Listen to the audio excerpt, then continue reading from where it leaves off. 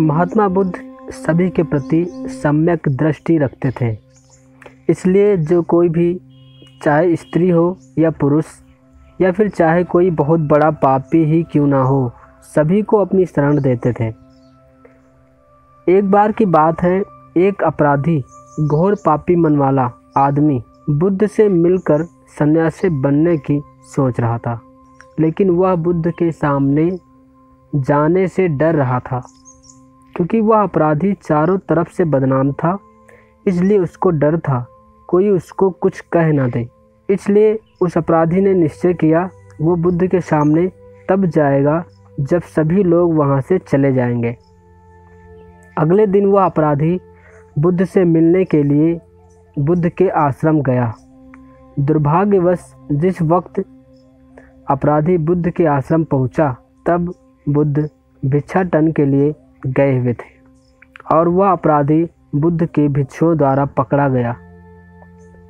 वह अपराधी बुद्ध के भिक्षुओं से प्रार्थना करने लगा कि मैं यहाँ पर कुछ भी चुराने के मकसद से नहीं आया हूँ। यहाँ पर आसपास के लोग मुझे एक अपराधी और पापी से पहचानते हैं। मैं डर गया था कि कहीं मुझे बुद्ध की शरण मिले ना मिले, इसलिए मैं दीवार को लांघकर यहाँ पर आया हूँ। आप मुझ पर विश्वास कीजिए, मैं यहाँ पर सन्यासी बनने के लिए आया हूँ। बुद्ध के भिक्षु उस अपराधी को एक दूसरे भिक्षु के पास लेकर गए, जिसका नाम सारिपुत्र था। सारिपुत्र एक बहुत बड़ा ज्ञानी पंडित था, जो किसी का भी भूत और भविष्य देख सकता था। बुद्ध के भिक्षुओं ने सारिपुत्र से कहा कि आप इस अपराधी का चेहरा पढ़िए और इसकी भविष्यवाणी कीजिए। यह आदमी अपने आप को एक अपराधी और पापी बता रहा है और सन्यासी बनने के उद्देश्य से यहाँ पर आया है। सारिपुत्र ने उस अपराधी का भूत देखा।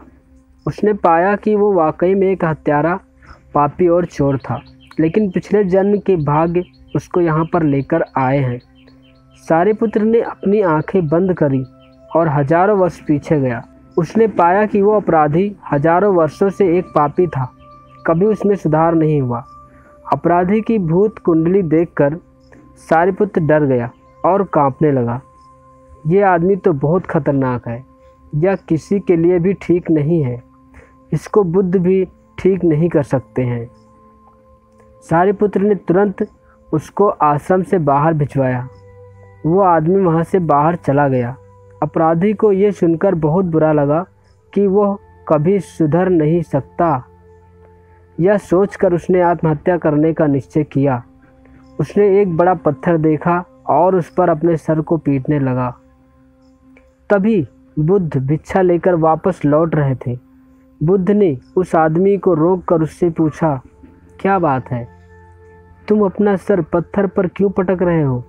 उस आदमी ने कहा, हे बुद्ध, अब जीकर भी मैं क्या करूँगा? मैं किसी काम का नहीं हूँ, मैं मरना चाहता हूँ। बुद्ध ने उस आदमी से कहा, लेकिन तुम मरना क्यों चाहते हो? उसने कहा, मैं एक अपराधी हूँ, मैंने अपने जीवन में बहुत हत्याएं की हैं। मैं आपका अनुयायी बनकर सुधरना चाहता था। ये सोचकर मैं आपके आश्रम गया था। वहाँ एक महात्मा ने कहा कि मैं कभी सुधर नहीं सकता। ये बात सुनकर मैंने आत्महत्या करने का निर्णय ले लिया था। बुद्ध, आप मुझे बताएं, क्या मैं भिक्षु बनकर जीवन नहीं जी सकता? क्या मैं पुण्यात्मा नहीं बन सकता? क्या मैं सुधर नहीं सकता? बुद्ध ने कहा, क्यों नहीं, अवश्य बन सकते हो। तो फिर आप मुझे अपनी शरण में लीजिए। उस आदमी ने कहा, मैं सारे बुरे कृत्य छोड़कर आपका अनुयायी बनना चाहता हूँ। मैं भी भिक्षु बनना चाहता हूँ। बुद्ध ने कहा, ठीक है, मैं खुद तुम्हें दीक्षा दूंगा। और इस तरह बुद्ध अपने साथ आश्रम में लेकर आ गए। जब आश्रम के भिक्षुओं ने बुद्ध को उस अपराधी के साथ देखा तो वे सभी हैरान रह गए। सारिपुत्र ने बुद्ध को बताया, बुद्ध, ये आदमी एक बहुत बड़ा अपराधी है।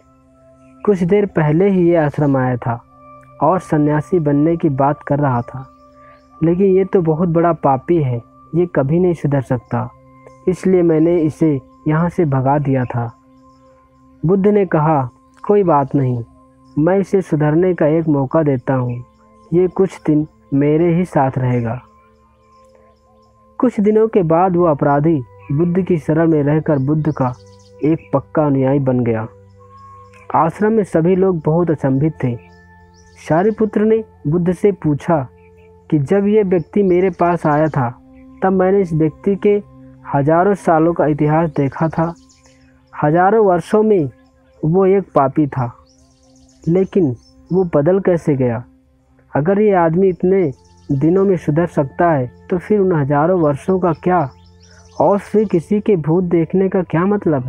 बुद्ध ने शारिपुत्र से कहा कि तुमने इसका भूत देखा था, जबकि मैंने इसका भविष्य देखा था।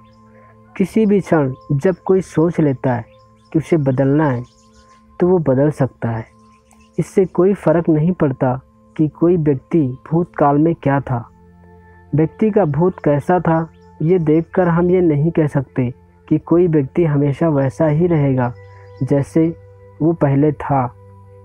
जब कोई आदमी अपने आप को बदलने की ठान लेता है तो वो बदल सकता है, चाहे वो कितना बड़ा ही कोई अपराधी या पापी रहा हो। इस आदमी ने भी वही किया है। इसने सोच लिया था कि मुझे अब सुधरना है तो सुधरना है। जब आपने इसको ये कहकर भगा दिया कि ये व्यक्ति कभी सुधर नहीं सकता, तो ये आत्महत्या करने जा रहा था, क्योंकि वास्तव में ये सुधरना चाहता था। आपकी बात का इसको बहुत बुरा लगा। अगर ये मन से अपने आप को बदलना नहीं चाहता तो फिर ये ऐसा कदम क्यों उठाता? इसलिए बुद्ध कहते हैं, अगर आप अपने आप में कोई परिवर्तन लाना चाहते हैं तो ला सकते हैं। आप पहले कैसे थे या अभी कैसे हैं ये मत सोचिए। अगर आपको लगता है कि आपको अपने अंदर कुछ सुधार लाने की ज़रूरत है तो निश्चित रूप से सुधार कर सकते हैं। धन्यवाद।